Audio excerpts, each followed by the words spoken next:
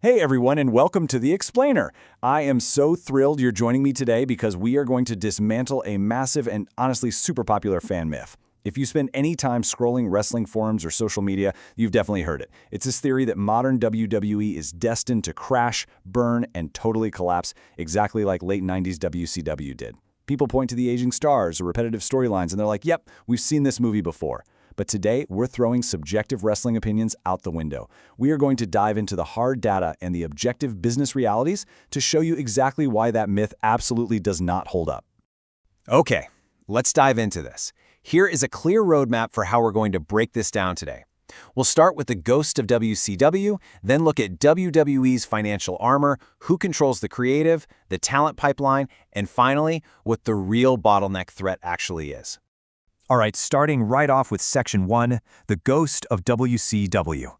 Let's move to the timeline and see how this builds, because to really understand the present, we've got to set the historical context. The late 90s Monday Night Wars changed professional wrestling forever.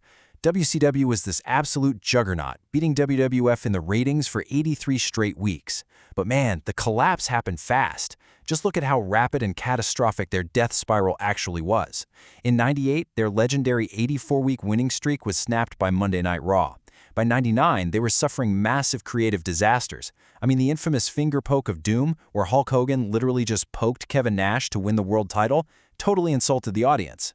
Then the year 2000 hits, and the company hemorrhages a devastating $62 million. And finally, in 2001, the newly merged AOL Time Warner just canceled their television programming altogether, letting Vince McMahon and the WWF buy their biggest rival for literal pennies on the dollar. Now, a massive driver of that collapse was the backstage culture. Check out what former WCW president Eric Bischoff said about Hulk Hogan's original contract.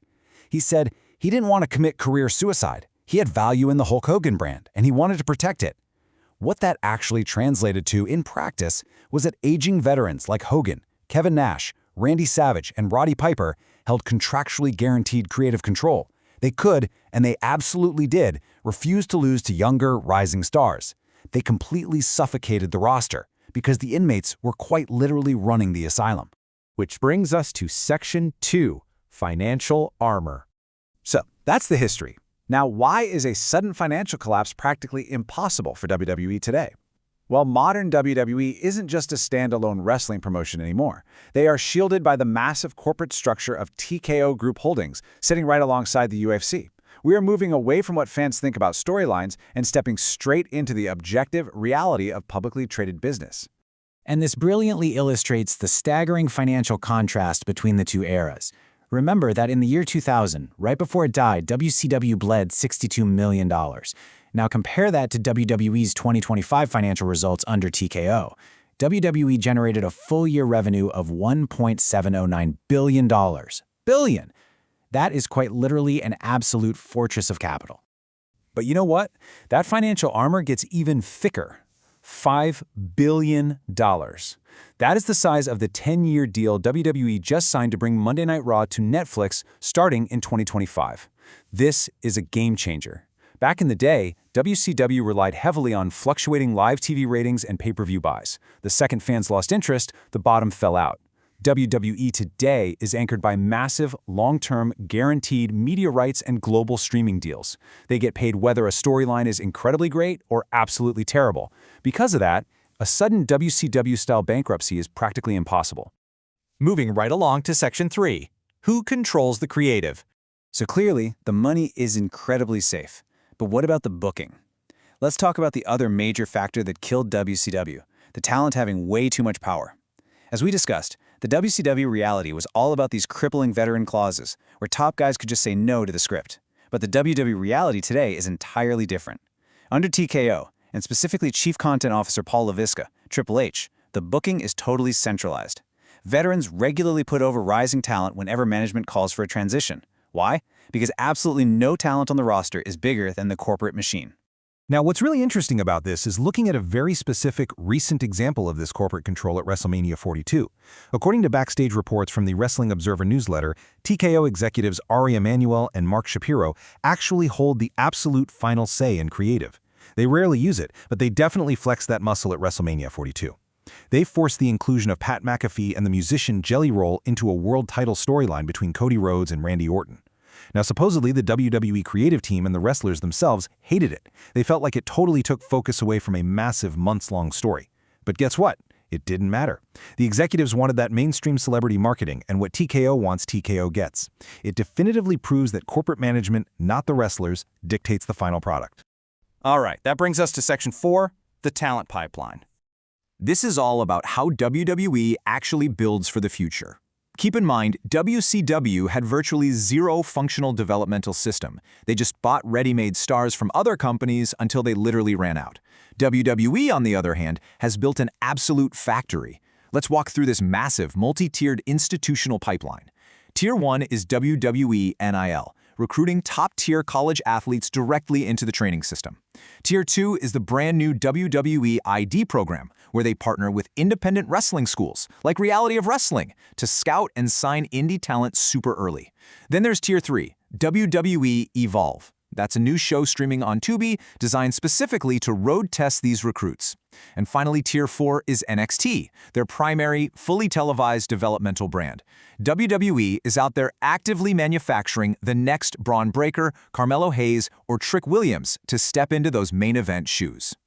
And this leads us perfectly into our final section, the real bottleneck threat. Listen, just because WWE isn't going to go bankrupt anytime soon doesn't mean they don't face a very real, very modern danger. We have to ask ourselves, if bankruptcy and a total corporate collapse aren't the real threats to WWE anymore, what actually is? So the crucial point is, the true threat is what we call the talent bottleneck. Look, wrestling today is experiencing some incredibly long championship reigns by established veterans, mostly guys in their late 30s and 40s. The danger here is that younger, insanely talented wrestlers in their 20s and early 30s are going to hit a creative ceiling. If the top 4 to 6 main event slots are completely locked down for years at a time, these younger wrestlers are going to start looking at alternative promotions like AEW as a place where they can actually break through. Let's look at a really specific example of this risk, what we can call the Javon Evans dilemma.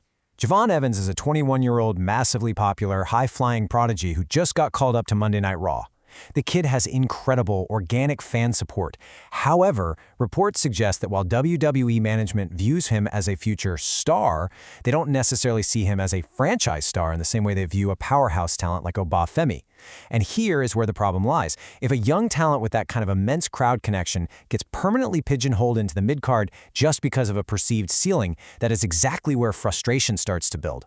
Because unlike the late 90s, the wrestling talent flow today is a two-way street. Yes, WWE frequently goes out and recruits top free agents right as they hit their prime. And sure, they test their young developmental talent with mid-card runs, think the Intercontinental or US titles. But that inherent risk is always there. If WWE doesn't eventually elevate these prospects to the main event, those wrestlers actually have viable, high-paying alternatives waiting for them. Let's be real, the current generation of WWE headliners are going to step away permanently in the next 5 to 10 years. The company has got to transition the spotlight before that happens. Which leaves us with this final, really provocative thought to take away from today's explainer. Over the next 5 to 10 years, will WWE's massive corporate machinery know when it's time to pull the trigger on its next generation of stars before they get frustrated and walk out the door? Look, they are not going to die like WCW did. There's no way. But managing this bottleneck, that is the true test of their modern dominance. Thank you guys so much for learning with me today on The Explainer. I'd love to know what you think, so definitely keep your eyes on how WWE manages this exact transition over the coming years. See you next time.